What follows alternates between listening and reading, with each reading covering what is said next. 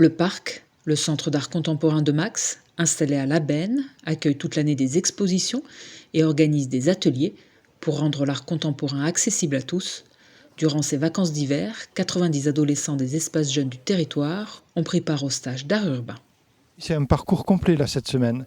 Donc il y a une partie au parc avec Nico Radatz, mais également dans, euh, dans les différentes communes, il y a des ateliers. Alors il y a un atelier collage, un atelier masque, un atelier marionnette et également une visite sur 2 jours au musée Guggenheim de Bilbao. Donc c'est également une initiation à l'art contemporain et à l'art moderne. Devant le parc, les ados ont travaillé tour à tour pour réaliser une œuvre collective. Encadrés par Nico Radatz, les jeunes ont assemblé, percé, chauffé, plié, croisé et imbriqué des tuyaux en PVC selon la technique de l'artiste. Alors on a pris des tuyaux, on a pris un appareil pour les chauffer et après on pouvait faire les plis comme on voulait, créer l'œuvre avec le tuyau.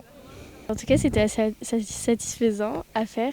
Moi je trouvais que c'était très intéressant de faire une œuvre collective, genre tous ensemble après les uns et les autres. Genre chacun a pu mettre du sien dans l'œuvre.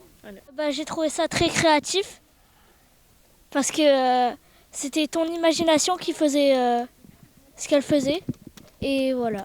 Au fur et à mesure, petit à petit, de jour à jour, de démissionner à démissionner, de personne à personne qui a finalement participé, il y a une forme qui s'est créée en fait collectivement autour de l'arbre qui est derrière moi. Il y avait 2 conditions. Il y avait l'arbre qui était choisi. C'était sûr que ça va être autour ou parmi cet arbre-là. Et du coup, le matériel qui était choisi, du coup, ces tuyaux en PVC colorés, qu'on voit derrière moi aussi, parce que moi, je travaille avec ces tuyaux. Et du coup, l'idée, c'était vraiment que les enfants participent à la création d'une œuvre qui pourrait être de moi, en fait. Moi, je regardais un peu ces tuyaux comme si c'était les veines de notre civilisation. Ça, c'est une chose. Parce qu'en fait, tous nos appartements, toutes nos maisons, toutes nos villes sont finalement raccordées par les tuyaux terrestres et les canalisations qui sont sous terre.